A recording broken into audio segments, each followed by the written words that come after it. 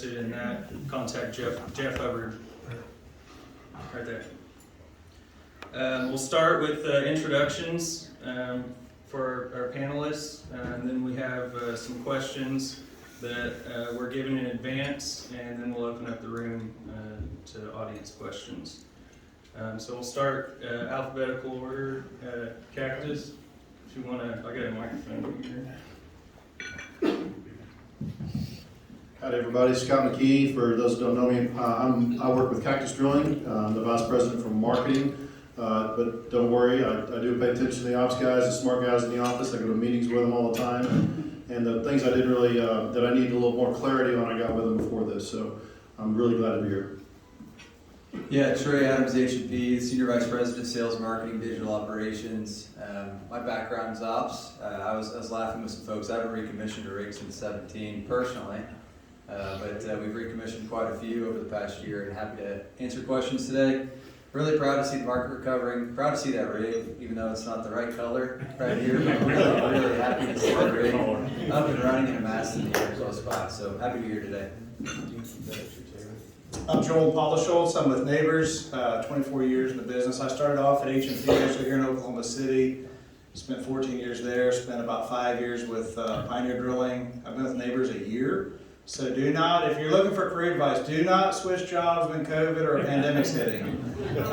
So prior to Nabors, I spent about 4 years with Pilot Thomas Logistics on the lubricant side doing preventative maintenance. So if you really want to understand what a drilling contractor does, talk to your lubricant provider who's doing your oil analysis so you can learn a lot of tricks. But excited to be here. We do not have the closest rig.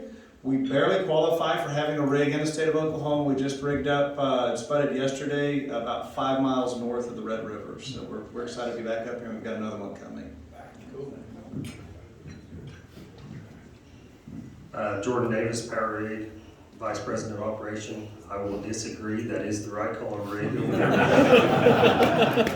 My background is electrical mechanics, and now I'm in the operation department of things. Cool. Thank you, guys. I'll start. So there were some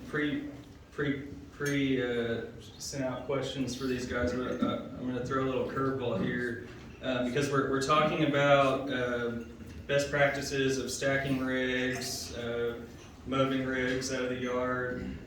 That's kind of the topic, and I just wanted to start with, what is your definition of a stacked rig? What, if that's an internal, do you have an actual time frame for that, or so that's kind of how I'll start.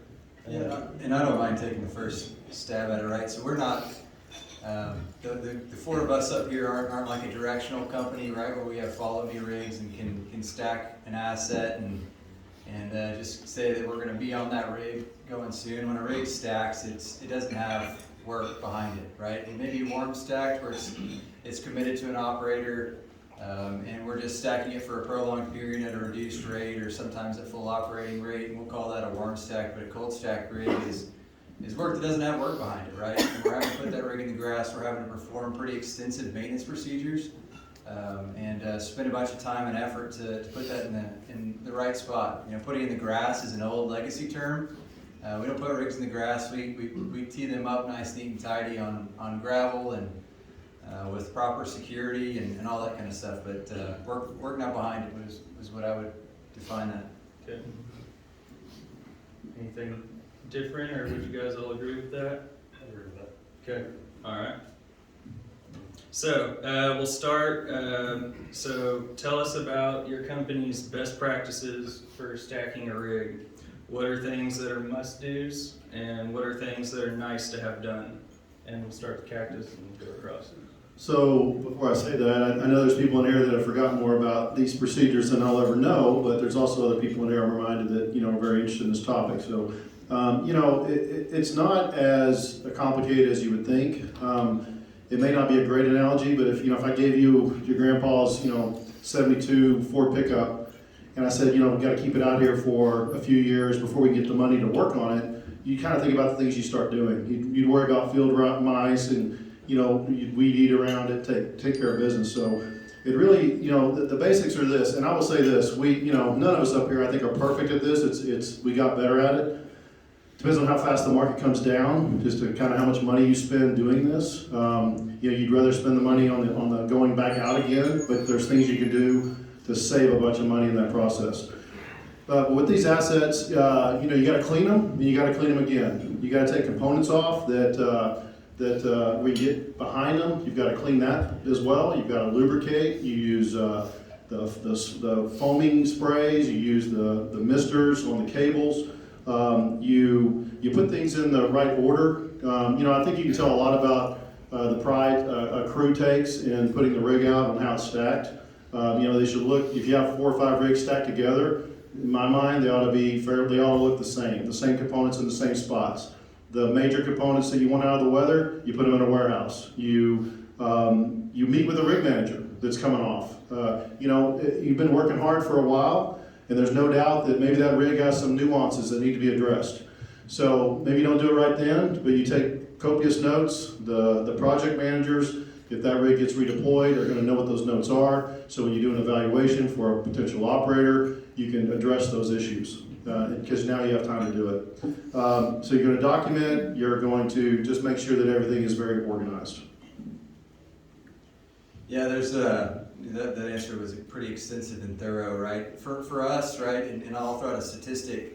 As an industry, we stacked 2 rigs, I think, every 3 days during the pandemic. Was close to that number, maybe a little bit off. When you think about that rate of stacking and the amount of time, effort, and energy that went into stacking rigs, and Scott nailed it, right? There's a lot that has to go into getting that right, and a lot of time and effort spent by our personnel and the people of this industry to do that the right way. So first and foremost, commending them for all the time and effort and energy they put into it. But for us, right, we have such a high volume of rigs. We have dedicated stack crews, stack superintendents. We have procedures and processes that have been built over the past few decades. The market's been really volatile, right? Since the 14 peak, we've had 2 pretty decent and really painful downturns, and have had to stack quite a few rigs. But we've learned a lot, similar to our peers up here at Cactus, Nabors and Power Rig, and really have figured out the right ways to do this. So best practices, obviously, he touched on them, right? We have to get the appropriate equipment covered up, get air intakes covered up, get the VCI tin oil in place to make sure that we're not corroding lines and that we can get going again. And then what we do from there really matters too, about rolling engines over, checking plugs, that type of thing on ongoing maintenance. Our logic is we're going to put them back to work.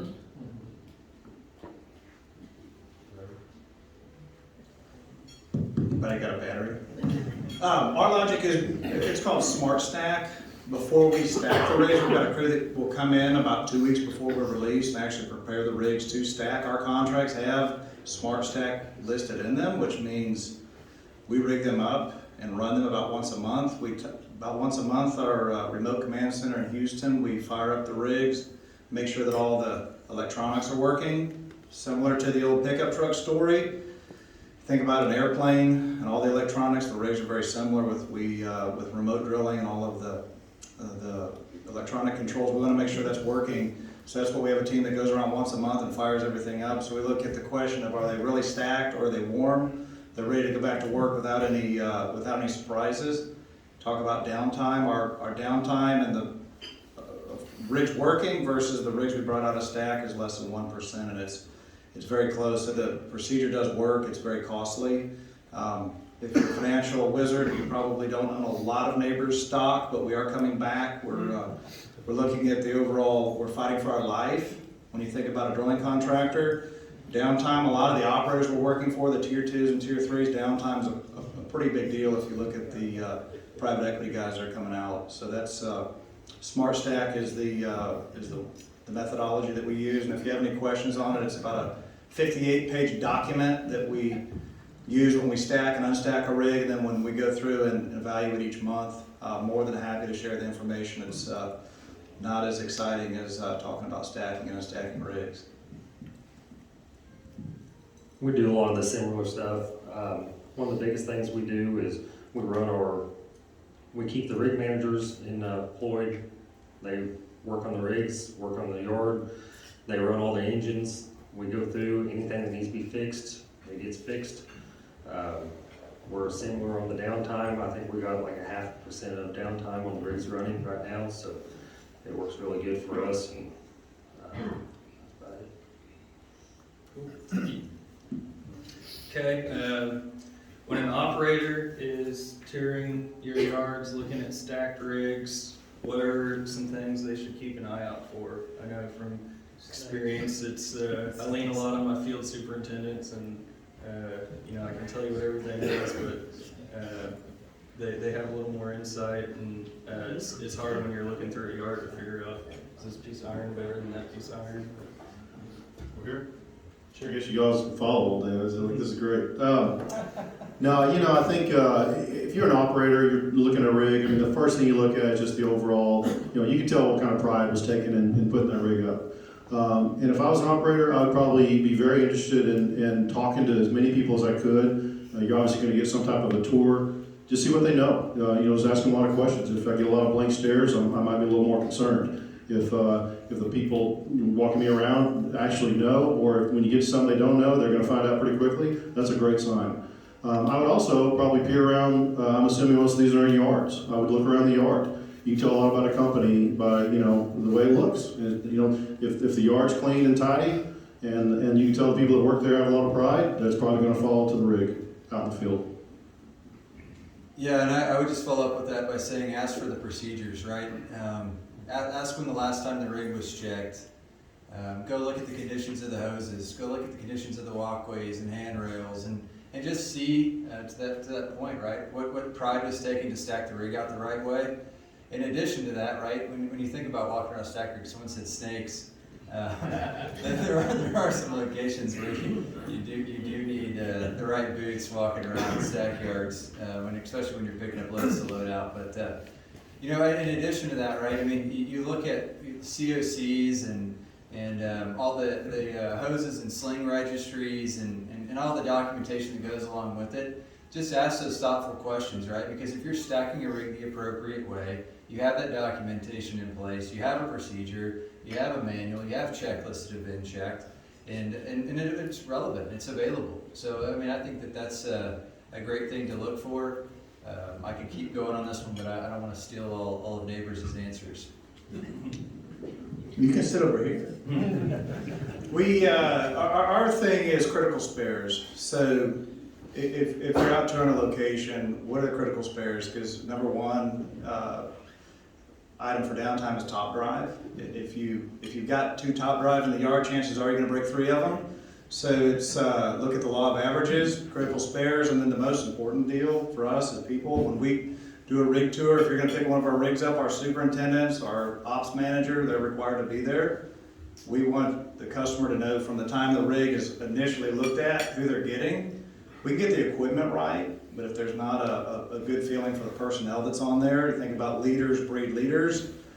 We want our customers' engineers and VPs of drilling and company men to understand who's on the rig, because at the end of the day, if the rig goes down, who's getting up at 3 in the morning to fight to make sure that the rig's back up? So it's people and spares. Touch a little more on that, the people and the spares and stuff. We keep a lot of spares in our, pretty much anything that could break, we probably have, or if we don't have it, we will next time. Another thing, the people, we're a small enough company. I'm probably going to be the guy getting up at 3 o'clock in the morning, going out there and helping fix it. We have technicians. We keep all those employed and everything, but I mean, if it's a bad problem or anything, I'm getting up and going out there with it. Another thing is, it's hard to tell how rigs are going to perform by the looks of it when it's stacked in a yard. You need to go back and look at the history of it, the performance it's done, talk with the rig managers that's been on it, stuff like that. That'd be the biggest deal. Thank you. All right, and this time we'll start with power rig, go the opposite way. And the question is, what kind of maintenance and upkeep should be expected on a stacked out rig? I know this has kind of been touched on, but maybe some specifics on what you guys do. Normally we just, I mean, we're a small enough company, we know exactly what we have. We know we have pretty much every piece of equipment we have, what needs to be done to it. If anything needs to be done, repaired, fixed, we get that taken care of right away. We run all the engines, and the top drives, they are hooked up, ready to run. We run those a couple times a month just to make sure they run good. And pretty much if power rig's way, if it needs to be fixed or something's wrong with it, we replace it, fix it, back to new. Under our smart stack, when monthly we're functioning the rig, with the exception we do not fill the pits with water.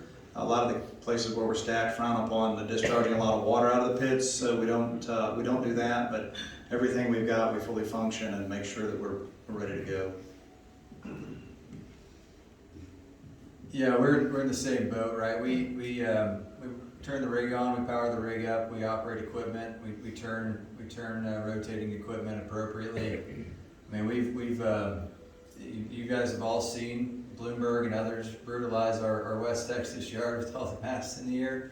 We don't do that just by accident or just because, right? We do this to put rigs out in fast and really efficient ways and deliver on P50 coming out of the yard. And it all starts with the way you stack the rig out and how you keep those rigs kind of really hot and warm and kind of going and rotated around. So, I mean, it's not all by accident.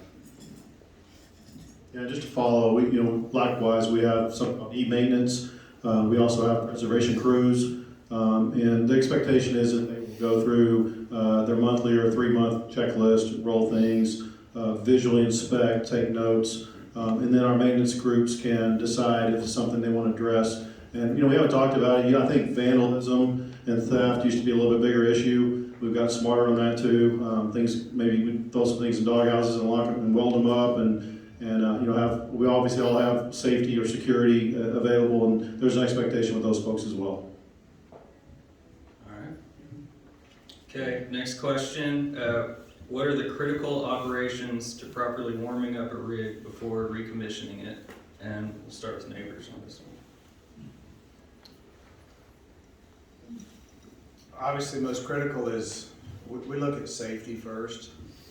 And that's the biggest piece, is making sure we've got the right crews out there.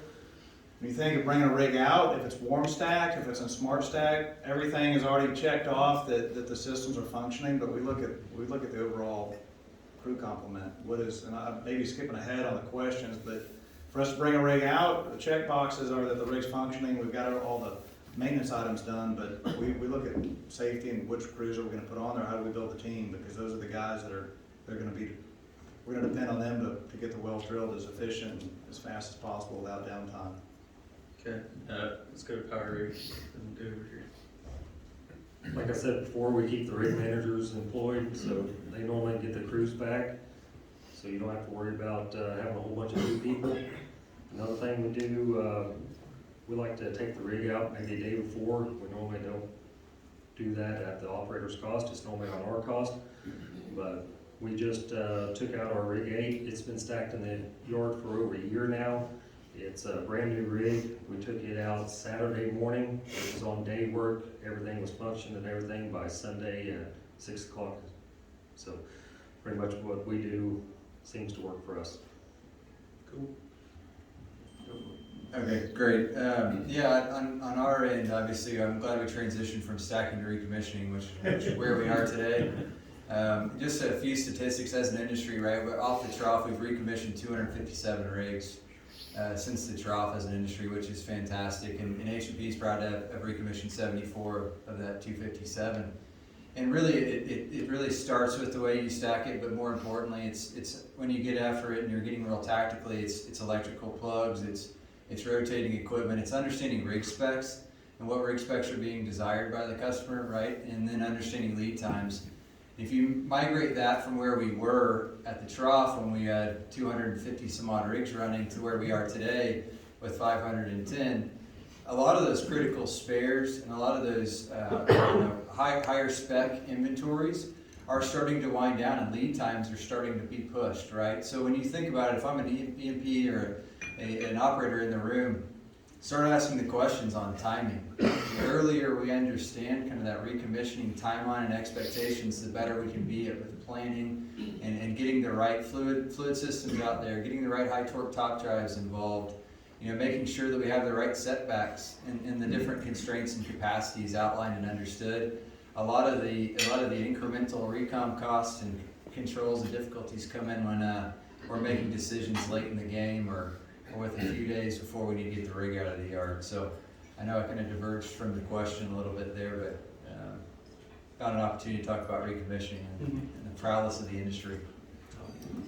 And, I'll just add that we'll commission everything, we'll do a 24-hour rig, we'll run it out. Sometimes we find things, we try not to schedule that the day before truck scheduled, obviously. Another thing that really has helped us a lot is, I think most people are doing this, we'll take those crews back through some pretty detailed maintenance training. We don't assume that they remember, how to do everything, and it's amazing what happens when you focus on, if you really understand, what will mess up an ST80, what will mess up a top drive, and you get the drillers over here together, and you have people talk about, have people from the maintenance shop tell them, these are the repairs we see all the time. We come out here and fix it, and you're sort of paying attention, but this is what causes it. So when they understand what causes it, you go out in that first well, you don't have a bunch of problems.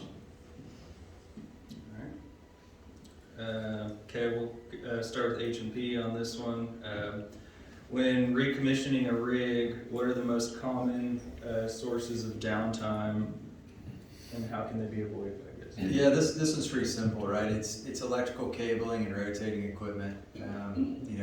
First and foremost, right? When you think about electrical equipment that's been sitting out in the open environment without people plugging it in and without it being plugged in for some time, you typically will have some issues there.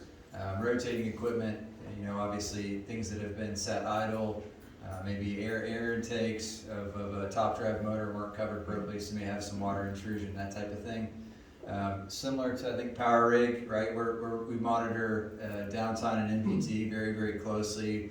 We set outcomes around P50 expectations with our customers coming out the gates and make sure that we're delivering in P50 offsets and kind of really fast and optimal time frames. And for us, very similarly, coming out of stack, we're I think in the first 30 days, 1.3% downtime for a newly recommissioned rig coming out of stack, and soon gets up to fleet averages, which is well below 1 at this point in time. And 1's been an industry benchmark for a long time, and it just is a testament to everyone up on the room and the people of the oil and gas industry who continue to drive that value and drive that down. As you might surmise, I think, VFD house and everything associated with what it operates. So to what Trey said, it's all about electrical usually. So another thing to do is probably have your electrical team on standby close to the rig. If you're working fairly remotely, it's probably a good idea to have somebody, there throughout the first few days, if you can afford to do that.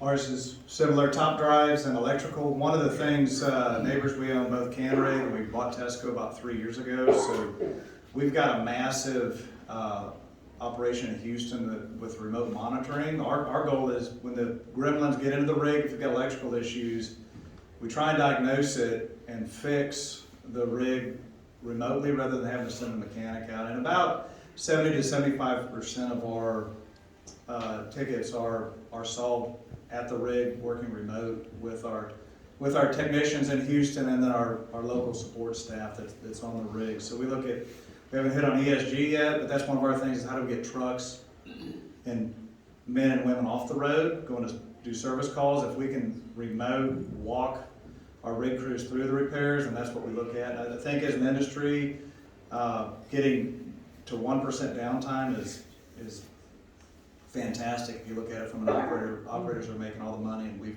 got all the investment. One thing I do, I send my technicians out. They normally on the rig when it goes back to work. Myself is out there a lot of the time. Our biggest downtime probably is top drive or electrical, like the rest of these guys. So we're doing very similar stuff to these guys. Cool. All right. We'll go back to Cactus with this one. What crewing practices should operators look for, and which should they be aware of? So crewing up the rig is, we're very fortunate. I think most of us have been able to dip back into people that we already know have worked for us. We're not at that phase yet where we're really going outside. Although a lot of people, they like their gig at, wherever their hometown, and they're scared to leave it again because their boss told them not again. So, But, you know, all to say that as long as any company is very intentional about crewing it up, you know, that's the critical, by far, there's no other second issue really. It's about the people on the rig. Their attitudes about safety, their attitudes about, you know, what are they doing at 3 o'clock in the morning? You know, if you could follow them around invisible, what would they be doing? That's what matters. So if you're intentional about bringing people back, if you've acknowledged you had a problem with somebody before, you know, an attitude or something, maybe you look at a new person and give them a chance. I will say this, and a lot of people know this, I've said this before, and I've heard Ron Tyson say it. I mean, there's a lot of guys and gals out there that want to work hard. They don't know how necessarily. It's our job to teach them and show them and bring them into the industry. I think it's, you know, I know there's no more World War II kids coming off in the oil field, and I know there's not a lot of people coming off the farm anymore. So we got to look for those people that have a lot of want to. Yeah, no, I'll just echo. It's about the industry's been built on people, you know, since the industry inception, and really the work ethic of the oil and gas industry continues to separate itself. So this is the most critical piece for all four of us up here. At H&P, we centralized hiring practices years ago and have a centralized recruiting function at the company. We have recruiting centers where we go out and we actively, you know, find out ideal candidates with really defined questions. You know, you may remember the old adages, and I sure don't remember grabbing a number of a drilling contractor off of a bar wall, you know, pulling the number down of a driller and calling the driller. And maybe others in the room do, but I don't, but that's the story that was always told. We've moved far away from that, where we're hiring quality individuals and continuing to find the right people to fit. Today, when we bring rigs out of stack, you know, we have one SSC per rig is our target. And when you talk about an SSC in an industry that's running 510 rigs, it was running 1,500 at just a few years ago, we're talking about people that were working offshore. We have floor hands that are coming over that were working for Saudi Aramco as company men. They're not SSCs under a true SSC sense, right? But we're bringing them in and still treating them and putting them through our SSC protocol because they're new to H&P. Yeah, really for us, it's identifying the right fits, right cultural fits, and we've centralized that function. So we've taken it kind of out of the independence of the individual rig managers. Similar to Trey, we've got a training and recruiting program. We have a limit of 2 short service employees on each rig. Crewing up's one thing, but as you get rigs fired up, looking at what is the process as other operators bring rigs into the area, how do we manage that? We look at the 2. We blend from the Super Bowl team to the Pro Bowl team, and we look at how do we blend together. The question I'd be looking at is who's your superintendent, because chances are the rig managers and floor hands that are under that particular superintendent will be what your rig crews are made up and the culture that's driven. I know I keep repeating myself, but we keep the rig managers employed. That helps us to get the hands back. If they work for the same guys, they normally get their guys back and stuff. Another thing is we hire within the company at first. We try to get everyone that was working for us that wants to come back. And then we start looking out for other people, experienced hands. So. Cool. All right, last question before we open it up, and this is for safety. What critical safety practices should an operator contractor have in place to minimize injuries when picking up a rig? And let's see, start power rig. The biggest thing is personnel. Just make sure everyone that's been through their safety training and everything, and get experienced guys.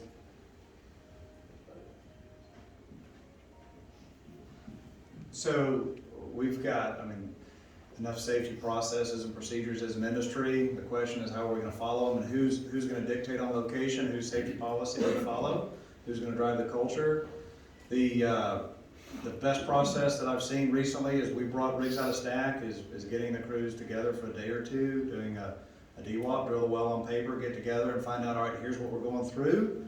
Here are the critical items of the well. If we're drilling a lot in East Texas, North Louisiana, a lot of gas that we haven't seen, a lot of crews haven't seen before in these shale wells. So getting the crews together and making sure who's calling the shots, and then also who's responsible and accountable. When you look at a lot of these smaller independents that are coming out, don't have the luxury of a massive corporate safety program that a lot of the big operators have. So defining who's gonna drive the culture and then getting the operators together before the well's drilled. Yeah, I think the most critical piece here is that onboarding piece and really getting the crews and teams together to where they understand one another and can kind of build that relationship. It also allows us to start off on the right foot with our customers, right, and the operators, because they can bring in their field staff and company representatives, and we can sit there and talk through what the expectations are coming out, what outcomes we're looking to achieve, how we're going to achieve those outcomes, kind of set that standard benchmark for safety excellence as we come out, because we have our life belts, we have our actively care campaign, we're moving away from TRIR into significant injuries and fatal accident focused, and making sure that we impact the employees the right way. We don't want that to be first communicated to our customer by a rig manager out on location when we're trying to set a critical load on why we're doing something. We want to set that up front and make sure everyone's fully aware and understanding of what we're trying to do and the why behind it. And typically those conversations go excellent, and we're able to bridge those conversations well early in the process and keep that off the rig side, which is important. Well said, Trey. I'll follow up with that. We also do a team build before we go out, and that's everybody involved in the rig, all the crews. Normally we go off-site, so there's no distractions. We bring in all of the Cactus leadership that's available. Usually that's most all of us. We bring in the safety team involved. We bring in the customer. We invite their third-party folks to come out. They're critical people, whether it's casing, cement, directional drilling. We have their people show up. We talk about expectations. We do it kind of in a fun way, but it gets written down on a piece of paper and that gets taken to the rig with them. So it's very clear, and what I like about that too is, if you have, in any group, right, you've got somebody that may not totally be on board, either on the operator side or our side. And what that does, it lets everybody in that room know that there's an accountability. You cannot go out to the rig and then tell, the floor hand to do this, and he's gonna look at you like, wait a minute, I just sat there and listened to the vice president of operations and your vice president of drilling and all that say, this is what we're gonna do, and I'm gonna say no to that. I'm gonna say that's not gonna happen. And that's obviously what we hope, is somebody has courage up there. I would also say that this is a great practice, and I know everybody up here in the front, we like sharing anything safety-wise, and they do this as well. You've got a rig going out to work for a new customer, in maybe a new area, new anything. It's a great idea to send a safety manager out there full-time for at least a couple of weeks, if you can afford to do that. They get to know the people really well on that rig. They can become part of the team pretty quickly, and they're another set of eyes and ears to see what's going on in some of the dynamics. We do that quite often. Kyle Cordes is our director of safety, and that's something he put in place, and it works wonderful. Cool, thank you guys. I guess before I'll be selfish for a minute and ask a question that I have to you guys, and that's on the term length of contracts and how that's evolved over time. Just from talking to different operators, it seems like I don't know how many people are signing 3-year rig contracts anymore, and there's a lot of well-to-well, and so I guess maybe share your how you guys have seen that at your individual companies and. Sure. I think it's all over the place, really. It depends on the operator's intent. It also has a lot to do with your, as a drilling contractor, what kind of relationship do you have with them prior to that? How much familiarity is there when they tell you, hey, we're going to do this? We signed up for 4, but we have 24 after it. Trust me. And then it's a decision about, the capital spend. We're in the same boat as the operators. Our stuff's being looked at, and we can't just go out there and spend and hope. That doesn't work. So we most of us do an analysis, and there's some strategy. What's the strategic reason to go to work? But we're not. We're definitely not interested in needing more practice. Yeah, I'll just layer on there and say that rig recommissioning is expensive, right? And when you talk about term durations and commitment to work, right? When you're making a significant investment to bring a rig out of stack, and I'll just throw out a few other numbers, right? So when you think about super spec rigs, it's 750K hook load rigs with 3 pumps, 7,500 PSI fluid ends and piping, usually larger setback capacities, etc. When you think about that style of rig, there's 17 of those rigs, super spec classification rigs, that have been stacked for less than 365 days. 17. Every other one of those has been stacked for greater than 365 days. So as you think about the time horizons, the time durations where rigs have been stacked and for how long they've been stacked, that price to recom continues to go up, right? So when you think about us and we're trying to manage economics and trying to make good financial decisions on behalf of our shareholders and stakeholders within our organizations, that term commitment and time duration of keeping a rig running is extremely important, right? Because the cycles of stacking a rig, bringing a rig back out is really, really arduous on all of us. So when you get into the term conversations, I would say that a lot of it revolves around kind of that rig recommission and what expenses are being incurred on behalf of the drilling contractor that's doing that to bring that rig out of stack. And obviously, we don't want to sign a 3-year term commitment in a really low market. You know what? Maybe you do, and it goes back to Scott's conversation on the strategic relationships and how that works. But you for sure want some guarantees to make sure that rig's not going to be back in the grass in 45 to 60 days. We look at, we've got a forward curve. We've studied, where do we think oil's going to go? If it's 75 to 80 for the next 2 years, we'll look at a term with some cost escalators. Part of our smart stack logic is when the rig's stacked, we don't have the intense capital cost to come out. Now, 5.5-inch drill pipe and a lot of the other freebies that operators are wanting are a huge investment for us. But right now, our term commitments anywhere from pad to pad to, we've got multiple year contracts that we're looking at. So if you look at the curve data coming off the bottom of the horseshoe, it's a great time to try and lock in. But when you think about the customers that are picking rigs up, most of them don't have the clarity past the 12-month window. So we're looking at anything and everything. We want to bring rigs out. Our capital costs are not a lot to bring out. Obviously, to get it in here to Oklahoma, we've got move costs, but I know that I see operators here that are in other areas. We look at everything possible. To bring a rig out, 30 to 45 days, and we're ready to go. Our logic is if we have a hot rig in the area, we'll set the curve and live another day to contract it to another operator if it's a one-well deal. We do a lot of well contracts and stuff. Operators just don't want us to commit to big contracts. But our biggest deal is you have to hire hands. We don't want to hire them and then have to lay them off or have to pay them in the yard. So we just try to get enough work behind it that we can keep it busy and keep on with the work. Makes sense. All right, I guess now we'll open up to the room. You spoke up first, and I'll repeat your question so everyone can hear it. What's your forecast on activity in Oklahoma? What's your forecast on activity in Oklahoma? I'll take the first stab at that. That's a good question. You know, It's kind of like the Thunder basketball. That's a great question. What I will say is that it's been great to see the market rebound here in the Midcon. I mean, we're 3x off the trough today as we sit here. There's a rig right outside the country club here, which is it's great to see. As the market recovers, we see most growth continuing to be out west in the Permian, right? And we don't have big departure from some of the sell side analysts that you've seen. We do see some near-term growth and some opportunities to continue to grow in the overall industry. Some of that will come in the Midcon region. I'm encouraged to hear that Marathon's bringing rigs back out and picking back up. So you're going to see some increase of activity, but most of it's going to be continued in the Permian Basin. It is at least where we are internally. Anyone else have anything to Hey add? Trey, you mentioned we were at 1,500, approximately down to 500. So 1,000 rigs, is that really potential of what we have to put back to work? I mean, industry-wide, do you think that they can ramp that up if they need to?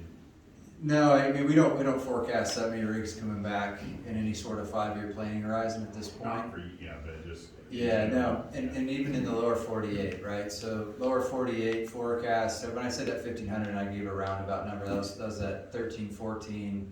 We were up getting into that 1,200, 1,300 rig range. This last peak was in that 8 to 900 rig range, and as the industry, we don't project rig count getting back to that level. How many of those rigs do you think approximately are still under some sort of contract at all? Yeah, that's a great question. I couldn't tell you for the entire industry. You know, we publicly disclose our term backlog. You know, a lot of those 3-year terms, and I think it was mentioned, were signed back in 1819. So there's still a decent amount of term backlog within the 4 of us up here. But it's dwindling and continuing to kind of go down. And in a 500 rig environment in these market conditions, we're not seeing a lot of term past 6 months to a year type conversations. But you guys are always willing to partner up with people to introduce an operator to an E&P and say, hey, by the way, you might be able to borrow this rig. Oh yeah, I think all of us up here are doing our best to do that. And I'll turn it over to someone else. Yes, definitely. I think the changes you've seen in this market, and most people know this, is we're definitely doing more with less, right? You can drill more footage, fewer rigs, over a shorter period of time. So we know what that does to the number. And the other thing is there's much cooperation right now. People are, we may be pad to pad with somebody, and that's all you're going to get guaranteed, but they literally will give you, 3 or 4 months notice if they intend to change their plans, which helps everybody, right? So there's a lot more transparency for the most part, and we don't just turn right around and tell everybody else their business, but that really helps a lot. So the communication. We actively look for those relationships. We've got a software group. Our rig cloud is similar to Payson or Totco. We've got a directional group, it's the old Ryan directional that we still run. So if we've got a rig that's under term that's drawing a stack rate, we've got the opportunity to take that rig to a new operator that will pick up some of our smart drill systems. Then absolutely, I see Bill sitting here, there's a couple on their rigs. So we look at that revenue. It's a separate company within Nabors. So all of the rig cloud software solutions, we draw revenue off of those. And actually, if you look at footage per day across the lower 48 with the solutions engaged, we currently lead in every basin. I know it's not a sales pitch, but I've got the chart in my briefcase if you want to see it. But it's that's part of our model as a self-driving. You think about the self-driving car, the self-driving rig, the rig platform. Each company's got a different model on how they're going to approach it. We're looking at, we've got a lot of people in Houston that are looking to grow in their own divisions. So our business development manager Celeste, she came from Rig Cloud, so she was one of the programmers, analysts, downhole engineer. So that's where we look at. We've got revenue that comes with the rig, and we also have split off our technology company. We're contracting that out to other drilling contractors and also other operators, both in the lower 48 and international. Back to the question on the communication and having a lot more relationship with the customers and stuff. Yeah, we see that a lot, and we try to try to find other wells for it to do when the rig's in the area and everything. So it would help one operator for the demob and help the other operator for the rig move costing and stuff. No, all that is much appreciated when you're doing that. Anyone else? You raised your hand first back there. So I have 2 questions, and Nabors just alluded to it a little bit. With all of the new technology, with all of the infield drilling, with the operations and the new rigs that are coming out, the computer operated rigs, with all the data that you have, what are you guys doing as a drilling contractor to be able to go out there, offset these wells, and let your computerized operation take, when we're supposed to take weight off, and then that drilling foreman or the engineer in the office is telling them to put more weight on the bit? So the second question is one, what are you doing for the next generation technology on drilling?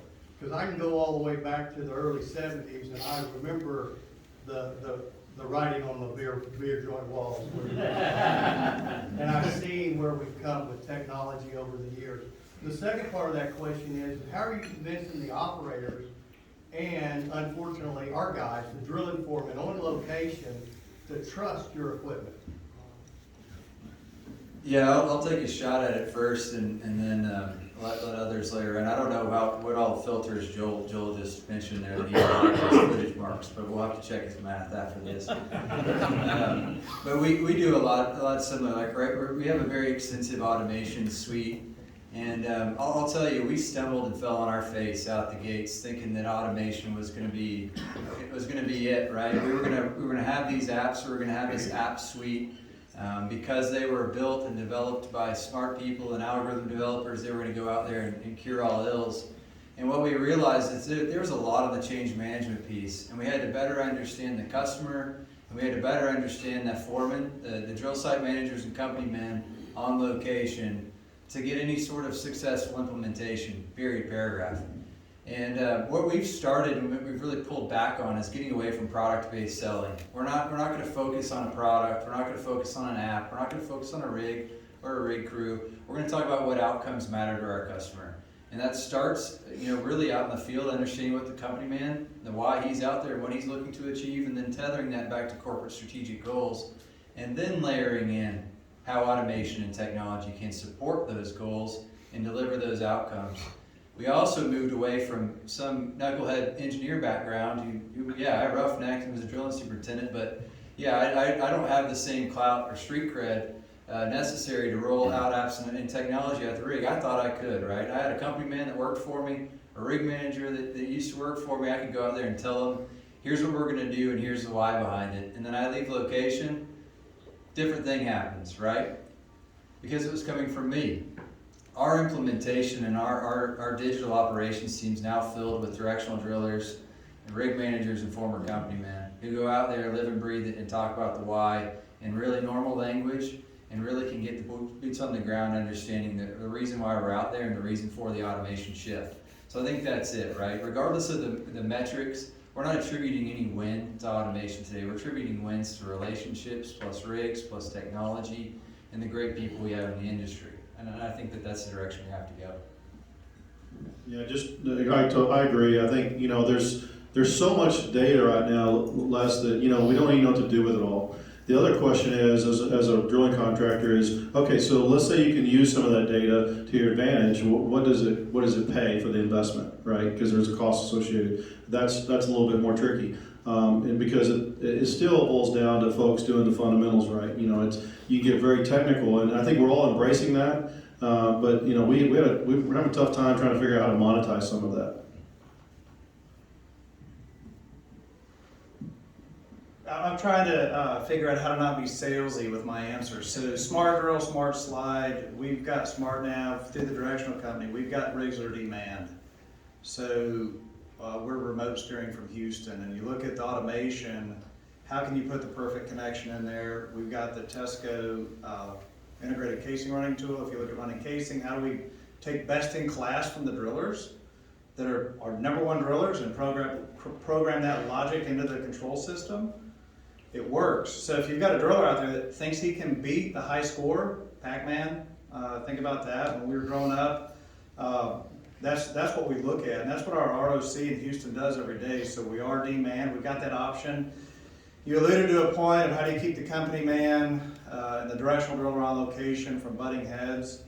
We run into that quite often, and our best in class is when they're not out there.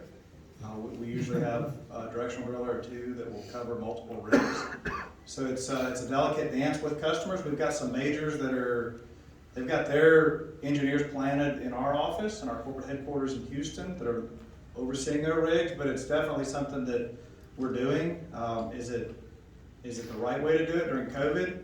It was absolutely the right way when you look at how do we get the locations demand, and also how do we add efficiency when we may be in an operation that we're up in West Virginia somewhere, we're having issues with an outbreak, or we haven't talked on supply chain and shortages and critical spares of when we're looking at what's coming in through our pipeline to keep the rigs running. But that's something that we're doing. We'd love to talk to you later about it. Trevor Brinkley's our sales manager out of Dallas, and that's one of the things that he's extremely eloquent in is understanding which tools work with which operator. But we've got them available. We look at any type of contract to demo the tools. So we've taken this position that we're gonna run them on our rigs first. Having the rig platform is the easiest part. Going on to a third-party contractor's rig, The H&P guys, they throw crescent wrenches at our truck when they show up with the big Nabors logo on the side of them, but they prevent us from locking in and talking to the block control system, but we work on both our rigs and the third-party contractors that allow us out there with our software solutions. Power rig, we don't have the technology like Nabors or H&P do. We focus more on performance and do it quickly, do it safely, training our hands, making sure everything runs good, less downtime and all that.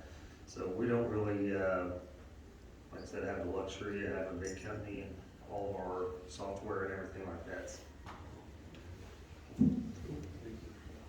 All right. Anyone else? AJ Terrell, New Park, we're fortunate enough to be part of some of these, bringing a lot of the rigs out of the yard in different basins. A kind of scary trend I've seen is the number of drill pipe washouts we've had. Do y'all have certain practices for drill pipe storage, I guess on top of, just an inspection coming out of the yard? And if so, or if not, what could we do to eliminate some of these washouts? Good question. Everyone hear that? Yeah. Washouts coming out of the yard? Yeah, I'll take a first shot that it's always the mud, it's not the drill pipe. Clean your fluids. We would have, here the downtime we have on fluid ends and the drill pipe, it's gotta be the fluid. But no, honestly, it is. It's just brine water, right? It's West Texas. It's drilling with brine. There's corrosive materials we're drilling with. We do our best to kind of flush the pipe out before we stack and get it clean and properly maintained.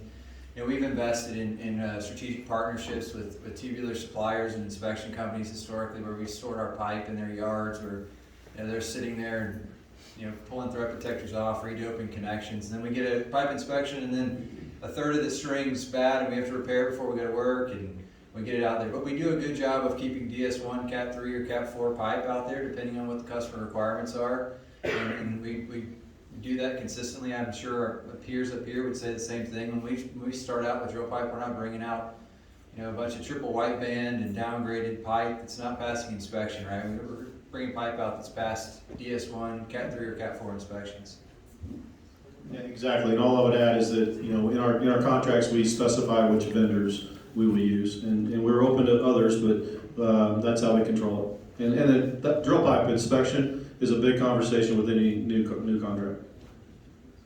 Same thing, Category 3 or Category 4 inspection. It's always interesting, new operators, they want a Cat 4 coming in, but they don't want to pay for it going out. So we've used multiple inspection companies to make sure that we've got someone looking over what the first company did, but it's one of those issues where you look at the amount of pressure and fluid. It's drill pipe's definitely a concern. We're trying to work with operators when we do have issues, because it's not a perfect world when you think of having washouts. So reality is we're going to have issues, and try and inspect best we can.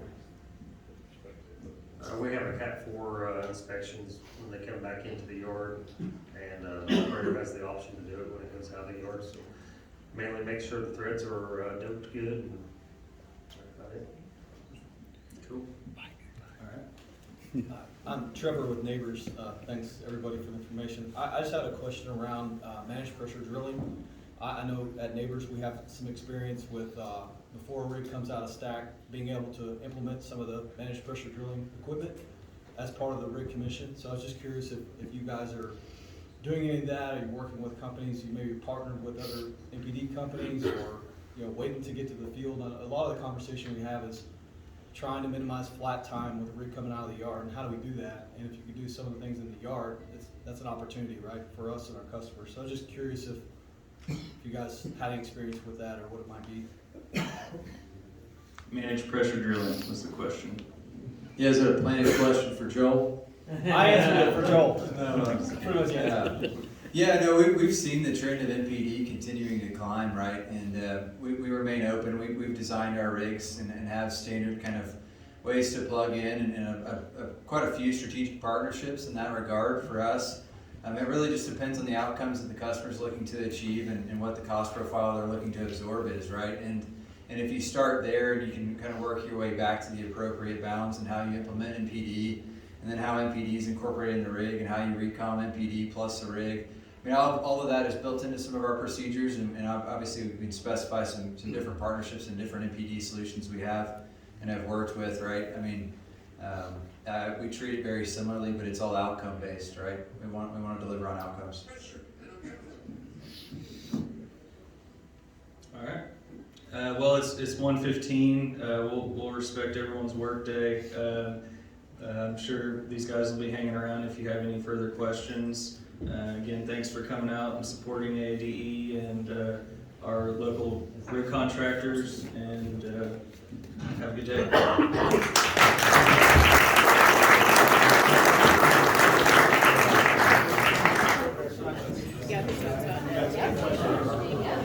Okay,